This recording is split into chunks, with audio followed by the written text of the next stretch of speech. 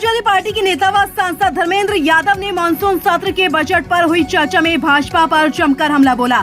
उन्होंने कहा कि श्रद्धेय नेताजी ने हम समाजवादियों को न्याय और इंसाफ के लिए लड़ना सिखाया है, जिस लड़ाई को हम पार्टी के राष्ट्रीय अध्यक्ष अखिलेश यादव के नेतृत्व में लड़ रहे हैं। आज देश की 140 करोड़ आबादी में लगभग 95% लोग बर्बाद हो चुके हैं।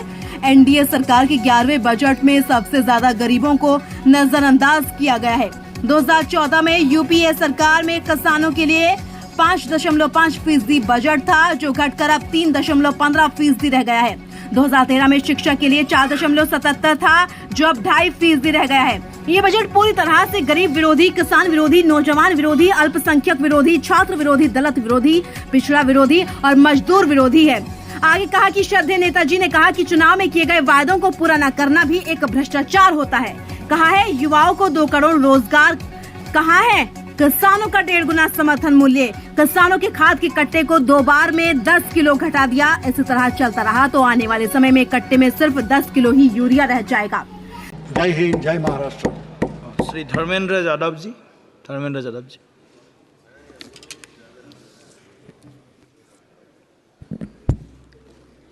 धन्यवाद सभापति महोदय। 18वीं लोकसभा के निर्वाचन के बाद और इस नए संसद भवन के बनने के बाद आज मैं पहली बार बोलने के लिए खड़ा हुआ हूँ। आपने मुझे मौका दिया, उसके लिए बहुत बहुत धन्यवाद देता हूँ। सभापति जी, सबसे पहले श्रद्धेय नेताजी को मैं नमन करना चाहता हूँ, जिन्होंने अपने संघर्ष, अपनी हिम्मत, साहस और अपने पूरे जीवन की तपस्या समाज के उत्थान के लिए, देश और उत्तर प्रदेश की तरक्की के लिए और समाज के हर व्यक्ति की तरक्की और खुशहाली के लिए उन्होंने जो अपना पूरा जीवन समर्पित किया है, सबसे पहले मैं आपके माध्यम से उनको नमन करना चाहता हूँ। माननीय सभापति महोदय, श्रद्धेय नेताजी ने हम लोगों को अपने समाजवादी विरासत में इंसाफ और इंसानियत, न्याय और हक की लड़ाई करना सिखाया है और उस लड़ाई को हम लोग बखूबी अपने नेता आदरणीय अखिलेश यादव जी के नेतृत्व में शानदार तरीके से उस विरासत को न केवल लड़ रहे हैं, बल्कि नेताजी के हर सपने को पूरा करने तक हम लोग चुप बैठने वाले नहीं हैं। सभापति महोदय, बजट एक व्यापक विषय है और जब इस विषय के बारे में सोचते हैं तो समझ में नहीं आ रहा कि कहाँ से शुरू करें, क्योंकि देश में आज कोई वर्ग नहीं बचा है। कुछ चुनिंदा उद्योगपतियों के बारे में बात नहीं करूंगा, लेकिन देश के 140 करोड़ लोगों में से कम 95% लोग ऐसे हैं जो आज पूरी तरह से बर्बाद हैं। एनडीए की ये सरकार 11वां बजट पेश कर रही है, लेकिन इस 11वें बजट के बावजूद अगर मैं देखता हूं तो समाज की जो गरीबों के लिए सबसे ज़्यादा ज़रूरी चीज़ें हैं, स्वास्थ्य का है तो स्वास्थ्य 2023 और 24 में बजट घटा दिया है। किसानों का बजट जहां यूपीए के सरकार के समय 2014 तक 5.5 था, वहीं 24 आते आते ये 3.15 रह गया है। शिक्षा का बजट जहां 2013 में 4.77 था, आज 23-24 आते आते ये 2.5% रह गया है।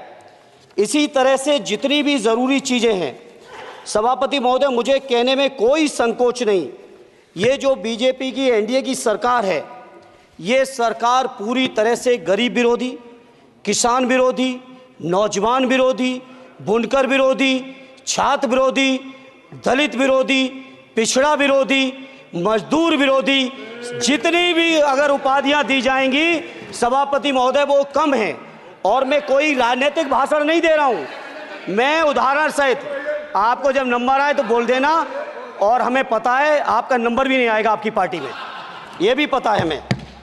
सभापति महोदय, श्रद्धेय नेताजी ने हमेशा कहा है कि चुनाव में या जनता के बीच किया हुआ वादा अगर आप पूरा नहीं करते हैं तो वो भी एक सबसे बड़ा भ्रष्टाचार है, और उस भ्रष्टाचार में अगर किसी ने वर्ल्ड रिकॉर्ड बनाया है तो बीजेपी की और एनडीए की सरकार ने बनाया है।